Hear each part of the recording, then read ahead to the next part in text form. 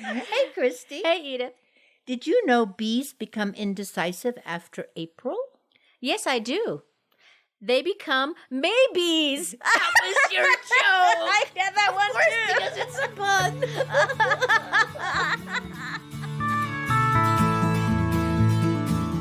Hi, I'm Christy. And I'm Edith. We're backyard gardeners in Colorado. And neighbors. And friends. These days, gardening is becoming very popular. We're not experts. We just learned a lot about gardening from the mistakes we made along the way. So welcome to Upside Down Tulips, a fun podcast that celebrates gardening gone wrong. Upside Down Tulips.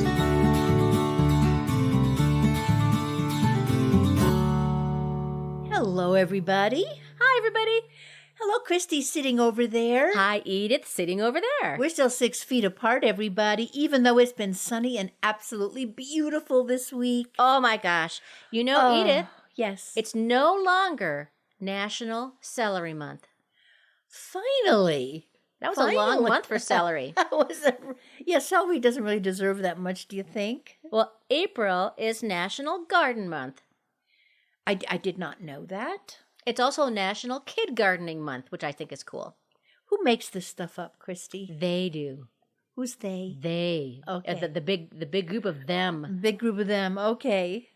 How are you, Christy? Hanging in there. What do you want to talk about this week?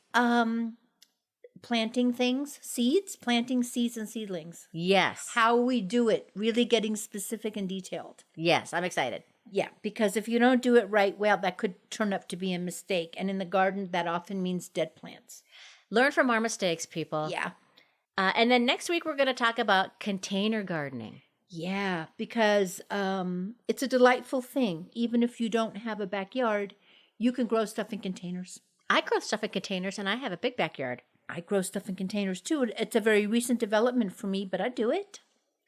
Hey, Edith, we got another 5-star review on Apple Tunes. Oh, that's exciting. This is from Tom C. He says, it's 81 here today. I wonder where he is from. I wonder where he is. The farmers are planting corn now. Your show is getting me in a good yard mood. Oh, nice. I like that. In fact, I think I find a lot of people will be gardening while they listen to our podcast. Yeah. Yeah. Sometimes I'm gardening while I do it. Have you noticed?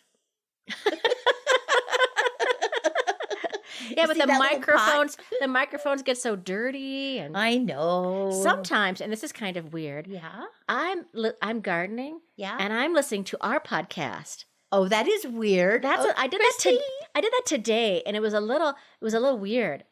I'll bet it was. Yeah. Did you turn it up when my voice came on? Oh, and then yes, turn of it course. down when your voice, or did you do the opposite? I love your voice. Thank you very much. It's so sexy. Oh, is it? Yes. Oh, really? And we're going to give a shout out to one of our garden party members. Yeah. Hello, Emma M. Emma, we love you. We're so appreciative of you being a patron of the Upside Down Tulips podcast. And if you folks want to be like Emma, you can also become a member of our garden party. Yeah. A patron, a supporter, by contributing a couple bucks a month. Yep, that's a curmudgeon right there. You don't need a fat wallet. You can have a skinny wallet. $2 a month. Curmudgeon level. We love you for that. $5 a month, you could be a lawn chair lettuce. Mm-hmm. $10 a month, you could be a deadheader. There you go. Okay, so what else is new? I think we have new merch. Oh, this is exciting. This is. Go ahead, tell everybody. So we opened our merchandise store a couple months ago, which has our Upside Down Tulips logo on it, which looks really great on T-shirts and manly, mugs. but it's very manly. Not everybody might think, but it's really manly. The Upside Down new Tulip. one. The old one is too, but the new one is absolutely macho. Let's put it that way. No? We've gone from kind of manly to macho. Okay. Well, we have a new design we're just put up, and it says, when in doubt, mulch it. See? Macho. I love that. There you go. Yeah. So if you like to mulch, and if you have enjoyed our Mulch It commercials and little sketches that we do in our podcast, you would like to check out to see if you want to get a T-shirt or a mug or a tote or a sticker, a mask, a onesie. You can get all those things, and it doesn't even have to have the color pink on it or lavender, because Mulch It has darker colors. It looks great. That's why it's macho. It's gorgeous. It's really cool. Just go to our website at upsidedowntulips.com or look below in the show notes, because that's where you can find out how to become a garden party member, or there's also a link there to our merch store. Yes, we tell you everything and leave you links. We're known for that. Right? That's right. All right. Maybe talk about what happened in your garden this week now that the snow is gone. Yes. I can tell you what's happening in my garden, Edith, is it's either in it survived, it died, or help, it's taking over. Oh. So this is what I found out as I'm going through my spring cleanup on what survived. Okay. The lilac bush that I planted in the fall. Oh, how big? Was it a little guy? Little guy, still a little guy, but it's alive. Nice. Okay. My foxglove came back. I also planted last year some chocolate mint and some orange mint. Mm-hmm. And Saint's alive. It survived. Oh, it's very hard not to. It's, mint will do anything to survive. And folks, if you've never had these flavored mints, they smell like heaven. They actually smell like chocolate. They smell like orange. They're great in mojitos. They're fantastic. Yeah. You don't even need dessert. Just go lay face down in your mint. Also, what survived, and I hate to tell you this, Edith. What? My rosemary. Oh, yeah. Thanks. Sorry. And I am going to go and harvest spinach tomorrow because I had so much spinach over winter. Oh, beautiful. Oh, that's really nice. In the category of I tried and it died. Yeah. In medical shows when somebody is like pumping on somebody's chest and then the other people are saying, doctor, it's over, Yeah. And then finally the doctor will take off their mask and then they'll look at their watch and they'll say, time of death. Yes. Time of death for my geraniums. Oh. April 1st, 6 o'clock p.m. I'm sorry about that. And I'm not sorry that my geraniums, which are in my house, are flourishing. Oh, that was a huge mistake. Usually what I do, folks, is I will bring them up into my attic to overwinter. And this year I put them in my garage and we just had too many cold nights.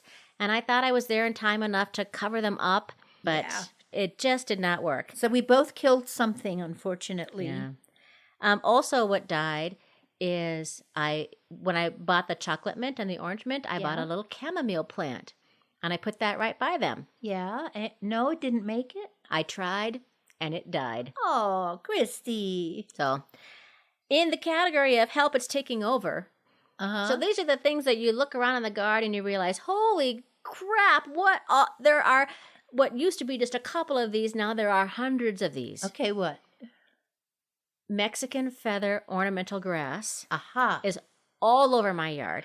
Aha. I have no idea what that is, but It's I'm the sure. angel hair feather grass. Oh, It looks right. pretty. So pretty. So pretty in the summer, but I have way too much of it.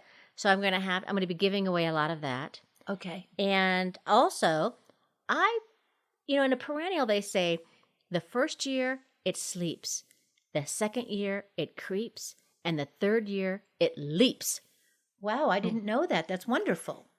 So 10 years ago, a friend gave me some beautiful ornamental orange poppies. These are these big ones, I the love big those. George O'Keeffe ones. Mm-hmm. Well, for the first 4 years, it Yeah. slept. Really? And then the next 4 years, it crept. Yeah. And it sure leapt this year. There's one part of my garden where I just see it everywhere, all it's the gonna- poppies coming up. so pretty. It's love going to be those stunning, things. but I think it's going to be too much in that place. Well, if you can dig them out and transplant them to my yard, I would appreciate it. I can't seem to grow them at all. Let's try it. Poppies don't like to be moved. They have that No. long taproot, so we'll keep our fingers crossed, because the worst thing that could happen is that maybe it just sleeps in your yard for 10 years, and then one day it just explodes. Oh, good. By that time, I'll be dead. That is really good. Good news. And you asked me about those peonies you gave me last year, Edith. yeah. The jury's out. I think it's too early for peonies to come up right now. It is. I think it is. Yeah. Okay, so I Yeah. went to, I know for sure where I planted one of them. Mhm. I planted another of them somewhere in the yard. I have no idea where it is. I kind of forgot. So Okay. we'll find out. So that's kind of happened. Oh, I have one other thing to tell you, which is, so last week we were talking about my soil test that I was doing. Yeah. And how I discovered that had good pH, and I was very low in nitrogen Yeah. and something called potash. Potash. And I called it potash. I think you called it potash. Mm-hmm. I looked it up. You can call it potash. You can call it potash. You can call it potash Okay. in Canada. So all of them are fine. And good. that the name derives from, in the olden days, people would use wood ash soaked in water in a pot, and that's how they would primarily put in potassium or the number K in their gardens.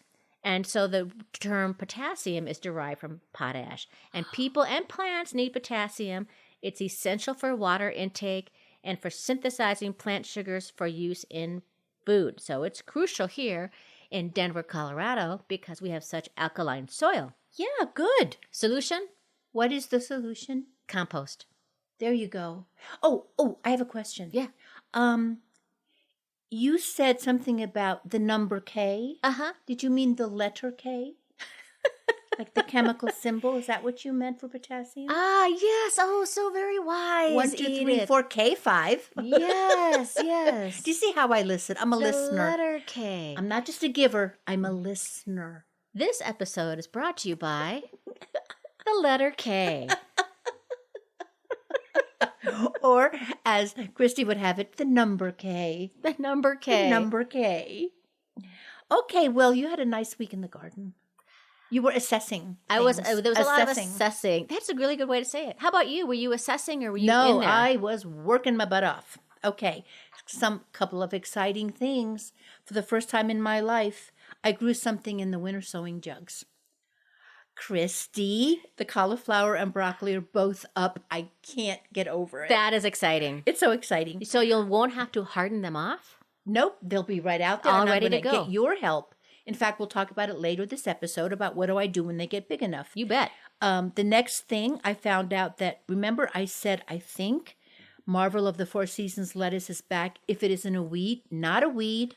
It's already self-sown over a nice area. Free food. Free food, going to have lettuce in probably 30 days. I have a small plot, probably maybe 7 by 8. The bokashi experiment. Uh-huh. I dug 7 holes and I emptied my bokashi in those holes. I'm going to plant there in about a month. So I wanted to give it some time to kind of assimilate. And also, I think it'll attract worms. So, folks, this bokashi experiment is a type of composting that Edith did with spent beer grains. Yep. And the type of kitchen scraps you normally wouldn't put in a regular compost pile. I went through it, Christy. I could not find that entire chicken breast with the bone in it. Uh-huh. Gone. That's weird. That is weird. And It's a just little weird. creepy. It's a little creepy. Because, But- like, what if... Okay, don't go there. I know what you're going to say. We're not even going. I'm going to go on to nice things like what I planted that wasn't a corpse. Okay, so I planted radish, peas, spinach, butter crunch lettuce, beets, and yellow and red onions. I planted all those by seed outside. I This got to week, get on that. I got to get on that. the Good job, seed- Edith. The seedlings that I planted a week ago, here's what's up. Kale, leek, red romaine, and marvel lettuce. All up in my little tiny pots. So I think I had a great week in the garden. Spring is so amazing. It is. It just lifts your spirits, it's wonderful. Well, folks, if you ever hear words or terms you're not familiar with, or you want a good laugh, We have a really good explanation of bokashi on our... Upside Down Dictionary Yep. on our website. Yep. Just click on the link in the show notes. It's not hard. Go there. It's not difficult. Just go there. Look at the dictionary. So many definitions. So many laughs. If you want to see pictures of our gardens inspirations, gardening jokes, visit us on Facebook, Instagram, and Pinterest. Mm-hmm. We also have blogs you can check out on our website. We have got Spotify, Ratify, We do not. Modify. We have all those things. Don't we, Christy? And we have a YouTube channel, Edith. And we have a YouTube and a YouBoob. We have everything. And you can sign up for our newsletter for updates, jokes, and funny garden signs. Yeah, it's a good newsletter. It really is, ladies and gentlemen. It is a good newsletter. Okay, farmers. Thank you.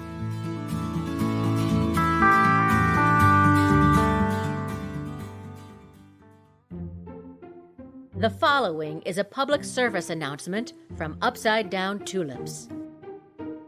I ordered the new Upside Down Tulips t-shirt. When I opened it, the t-shirt said mulch it, so I did. I mulched it. Then I ordered the new Upside Down Tulips notebook. Right on the cover it said mulch it, so I mulched that. Now, I just got my new Upside Down Tulips coffee mug. And look, right here it says, when in doubt, mulch it. Since I don't know if I want coffee or tea, the directions seem pretty clear. People, don't mulch your merch. Wear it, journal it, tote it, or sip it. Do not mulch it. This has been a public service announcement from Upside Down Tulips. New Mulch It merch, now available at upsidedowntulips.com. We're back. Hello, we're back. And we're talking about how to plant. Yes, how to plant seeds 1st. And then we'll talk about how to plant seedlings. And I'm going to start by talking about seeds. I've got an outline and everything. So here we go, okay? I'm excited. Let's do it. Okay, let's do it. The first thing on my little outline here that I made is some things self-sow. Like I mentioned in the update, my lettuce has self-sown. Also, cilantro will do it. My parsley does it. And if you ever leave a tomato in the ground or you leave a zucchini, they can actually self-sow. I've had tomatoes that I did not plant. Me too. Right? They never do much. No, they don't. Well, wait a minute. So when I take care of them, they kind of do. Oh, that's One impressive. year I had an amazing one, a cherry tomato. The big ones, no, not so much. So if that happens, lucky you. I love that. There are also self-sowing flowers. At least there are that in my yard. Me too. So let me say mine, and then you can say yours. Okay. Okay. Morning glory, sunflowers, columbine, larkspur, spreading everywhere, and marigold are the ones of course, mine. marigold. Yeah. Cosmos will also self-sow for me. Oh, good. Oh, gosh, I hope mine do. this Calendula, year. pot marigold. Oh, now I'd love to have that happen. Okay. All right. So those things self-sow. And we're saying that so that if you're a beginning gardener or a second-year gardener and you had them there last year, it might not be a weed. It's real hard to tell when they're so teeny tiny. Yes. Is it a weed or is it a vegetable or flower? The more experience you get and the more trips around the sun you get when you garden, you'll be able to know that's a weed and that's a cosmos. But even sometimes, like, I really wasn't sure if it was a weed or like my lettuce. But now, a week later, it's a tiny bit bigger and I can tell. Okay, so how you plant seeds depends upon the size of the seed. There are some really tiny seeds like carrots, lettuce, poppies. Can you think of any more? Cabbage seeds. And these things, you kind of want to lay them down in the ground and cover them with like a 1/4 inch of soil. Or less. Or less. Or nothing. Well, like cilantro needs the light. Oh, yes, that's true. I just kind of toss a little tiny bit of dirt on top of it. But maybe I've been doing carrots wrong. Maybe I've been planting them too deep because I get some, but not enough. I think that's a common mistake with seed planting. If it's in the ground or if you're doing it inside or you're winter sowing in milk jugs, that people will bury them too deep. Mm-hmm. And of course, seeds figure things out, and they're usually a lot of times it'll be okay. We're just kind of giving you some best practices so you can have the best germination. Right, right. The most harvest that you can possibly get for all your work. Okay. Now seeds that are slightly larger would be your radish, beet, spinach, kale. You plant them a little bit deeper.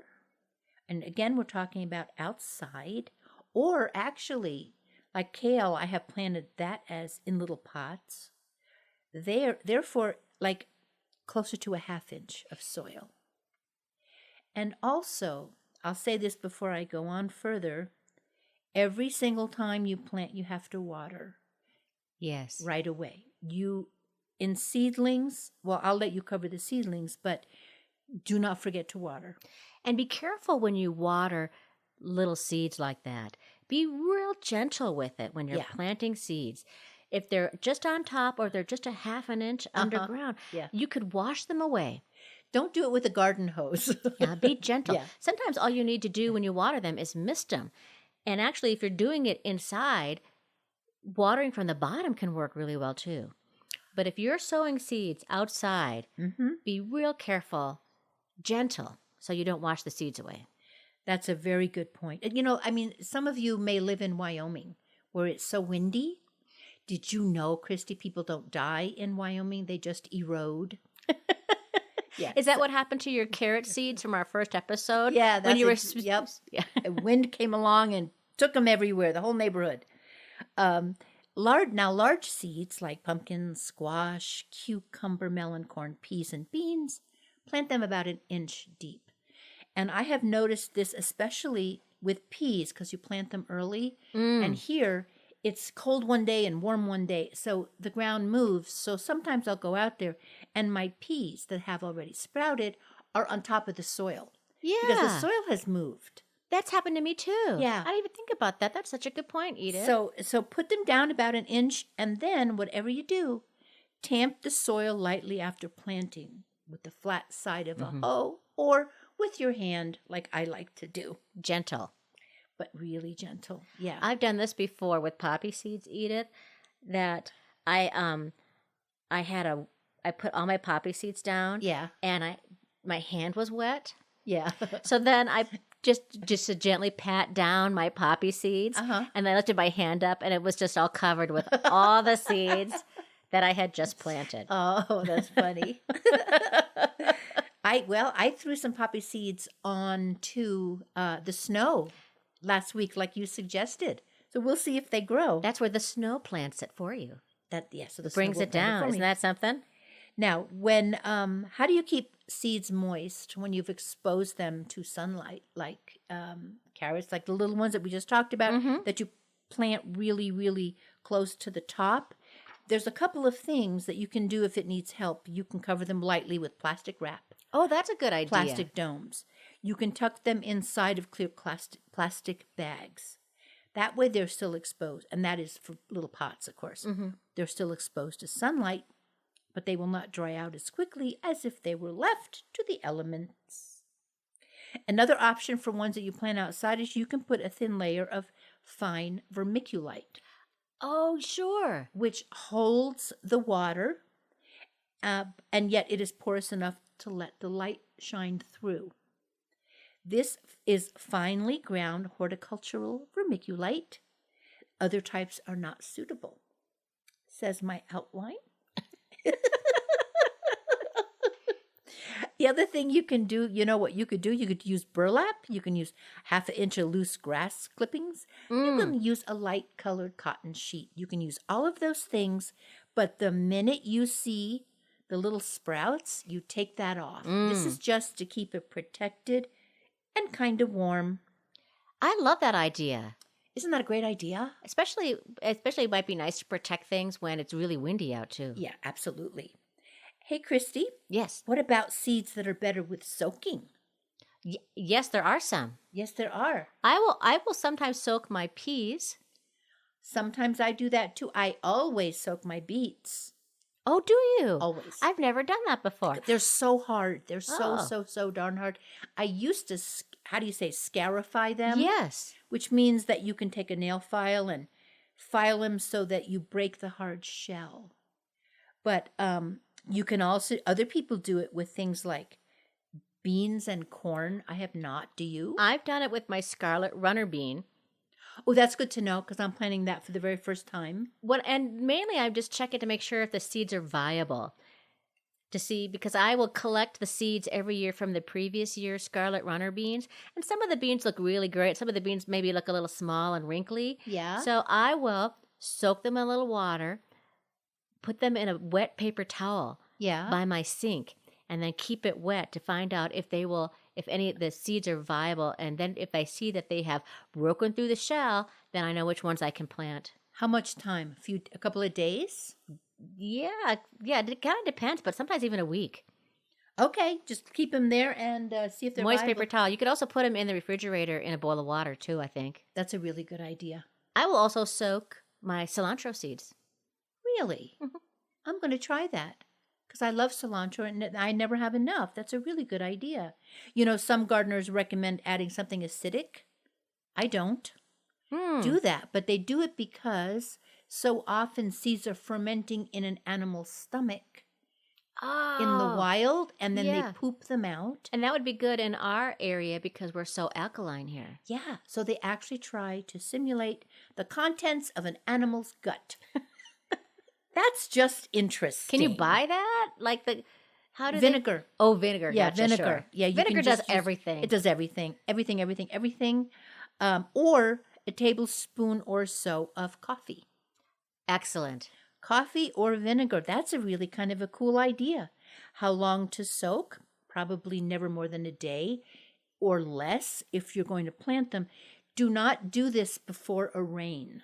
If you know it's going to rain the next day. Oh, that's good. That's a good tip. Right? Because then they're going to drown. They're going to rot. Mm-hmm. You've soaked them for, 12 hours and then the rain comes. It's too much. It's amazing how much you have to pay attention to the weather this time of year, isn't it? Thank goodness that I love weather. Yeah, absolutely. Okay, I'm looking at my outline. I never have an outline. I feel so organized. I'm to the end of my outline. Edith, well done. Thank you. Well done, Edith. Thank you for your support. Thank you.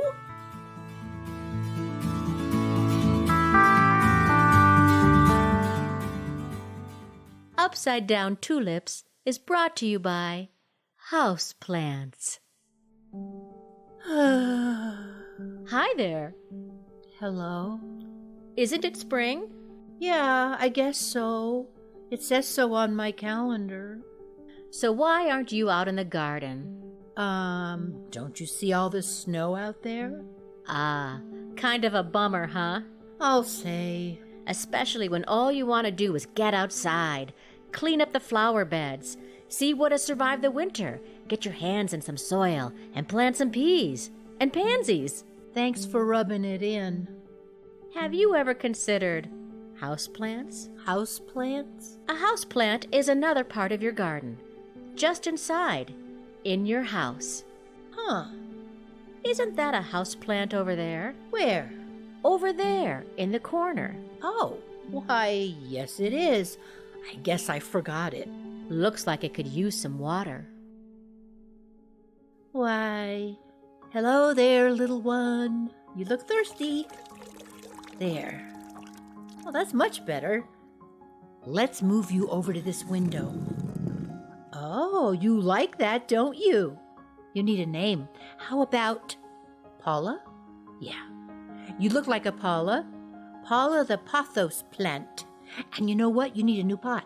And some fresh soil. And some fertilizer. You look hungry.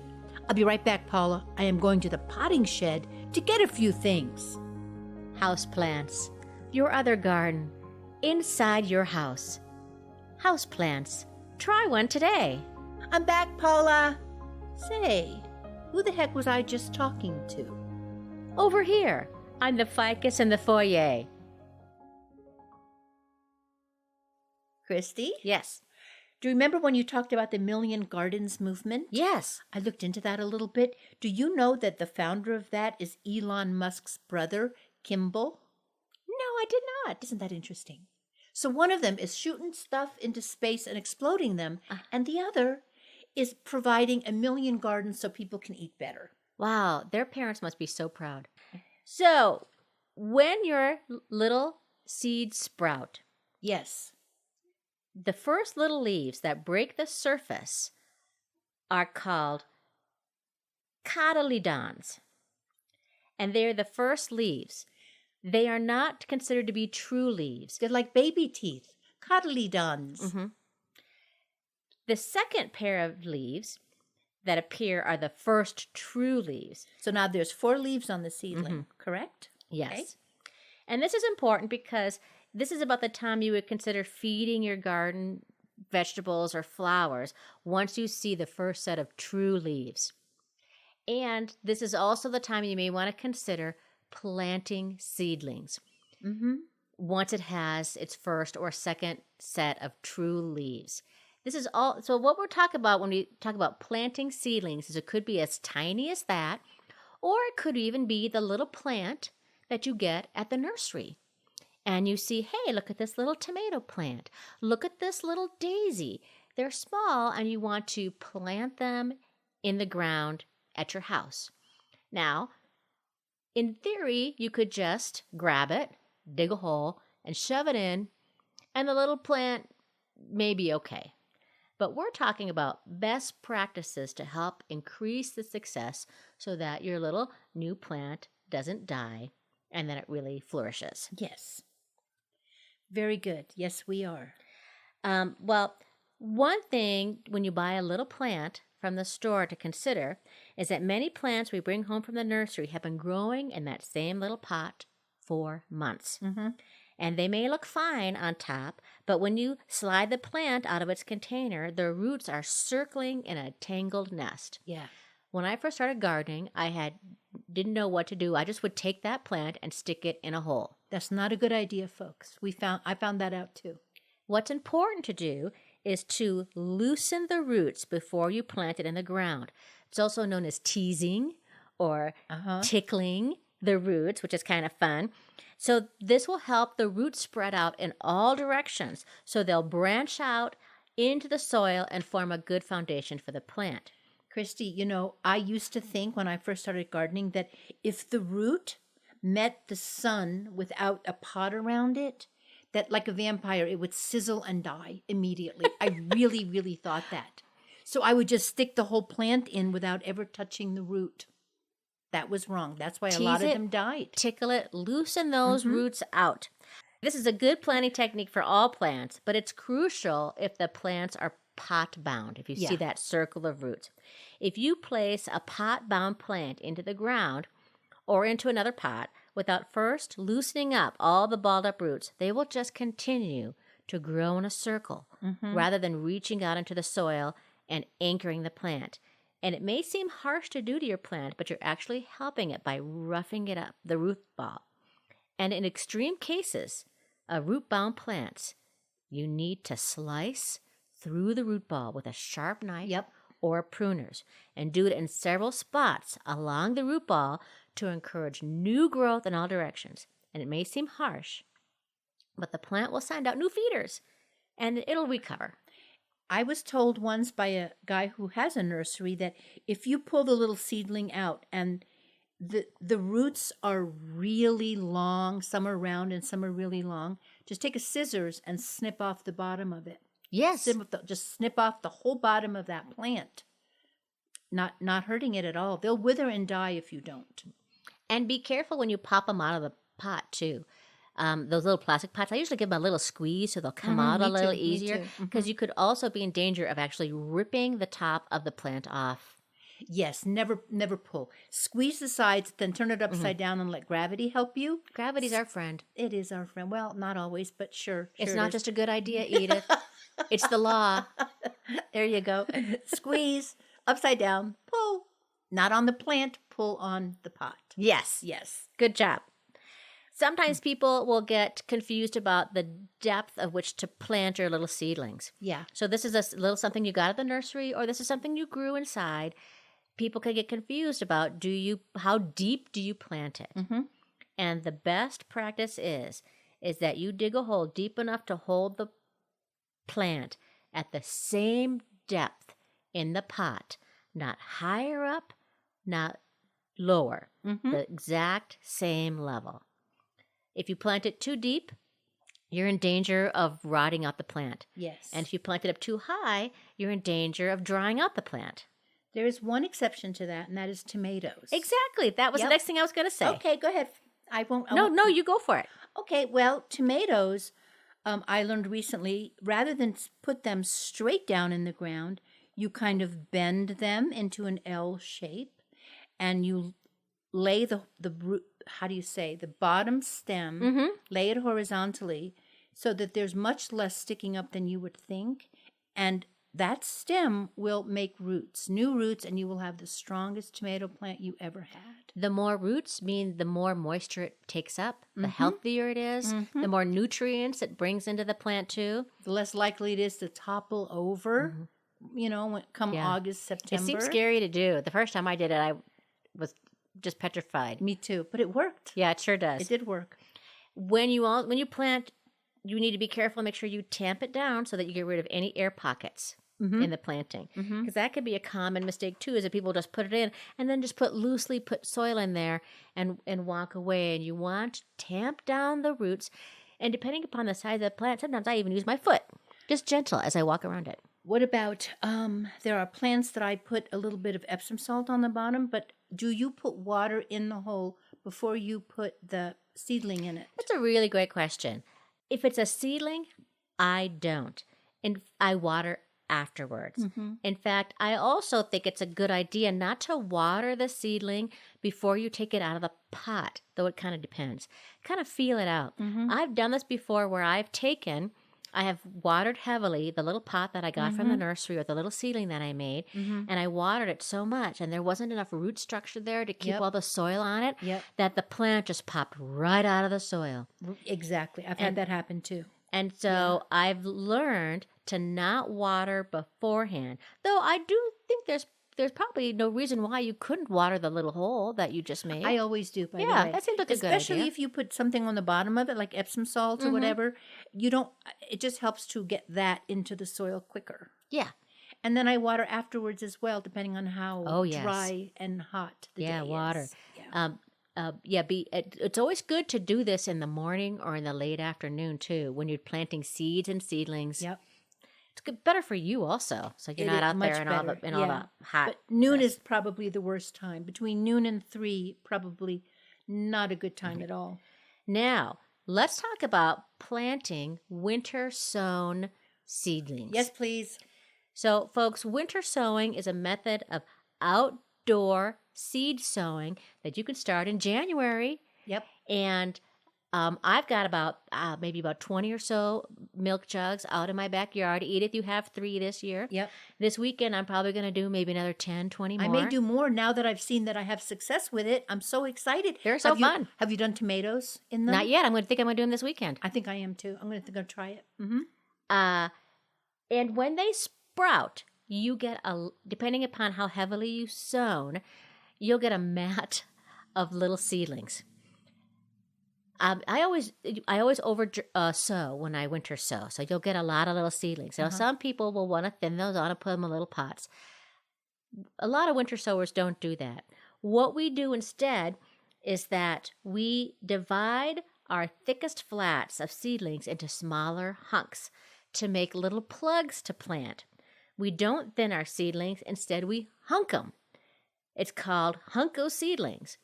Mother Nature will cull the weakest seedlings for you, and your plants will grow into lush, healthy clumps. So what you do is you just pry off a hunk, do it gently to minimize tearing roots. Even with broccoli, cauliflower, stuff like that? How much did you sow? Well, I've got like 6 in each one. Yeah, you might be fine just to pull off a little chunk. Okay. Sorry. Because if you plant all of those all at once, They'll be too close together, won't they? Yes, that's what I was thinking. Yes, yes. Yeah, so tear off a little hunk. Okay. It's best not to water it before you do this. Right. Okay. Good. Because thinking. I've watered this before and everything just fell apart in my hand. The hunks should be about 1 inch or so wide. So they're a nicely sized transplant plug. And here the hunks are planted in, scattered spacing, about 5 inches apart, or however it would be for the plant that you have. And so there'll be plenty of room for the plant to grow. One more question for you, Christy. So when I'm talking about in a little pot, so like for example, I have, 2 tomatoes. Say like last year, I had 2 little tomatoes coming out of one little tiny pot. If you pull them out, sometimes you disturb the other root because these pots are so small. Right. So I was told to just cut them at the soil line. Cut the one you don't want. That seems so smart. And that way you don't disturb the other one, and the one will just quietly go to sleep forever. And folks, if you want to learn more about winter sowing, check out episode 25, Take Out Your Jugs, and learn how to winter sow. It's not too late to do it. I'm doing it this weekend. Me Try too. it. It's so fun. Guess what time it is, Edith? What time is it? It's mailbag time. Ring, ring. This letter comes from Paula from Florence, Colorado. And this is our friend Paula, if you remember, who had the white pumpkin. Right. Amazing Paula. Paula writes, "Greetings, gardening gals." That's us. Isn't that cute? I thought that was cute. Today, while listening to Upside Down Tulips, I was clearing a raised bed and hit a rock. Much to my happy surprise, and thinking of an earlier episode, I found a Leatherman multi-tool I had lost over 3 years ago. Oh, my. So this is in reference to our fascination with things people find when they're gardening. Yeah. Because people have found a wedding ring or ancient pottery. I found a red marble today, for real. I once found a dead cat. Oh, yeah. I found a skeleton of a dog. Oh, yeah. So Paula says, while not a wedding ring, this Leatherman multi-tool was a gift from my father, who passed away 22 years ago. It has great sentimental value to me. Another great day in the garden. Too many warm growing days ahead. Paula. Oh, that's a nice letter. Isn't that beautiful? Yeah, that's really beautiful. It just warms my heart to think that she got that back. Yeah. When you think you've lost something forever and it's there. And the garden just gives it to you. And I have lost tools in the garden before. I have probably 3 sets of pinchers. I have no idea where they are somewhere. They'll come up eventually. They will. Oh, Paula, we're so glad you found it. Thank you so much. Hey, have you found something in your garden? Something really cool or something grotesque? Let us know. Write to us. Yeah, that's how. You can write to us in many different ways. Right, at upsidedowntulips@gmail. That's right, like an email. You could do that. Or at our website at upsidedowntulips.com.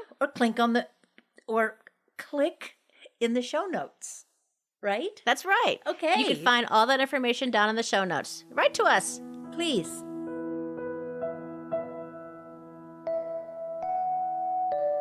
I'd love to hear something inspiring, Christy.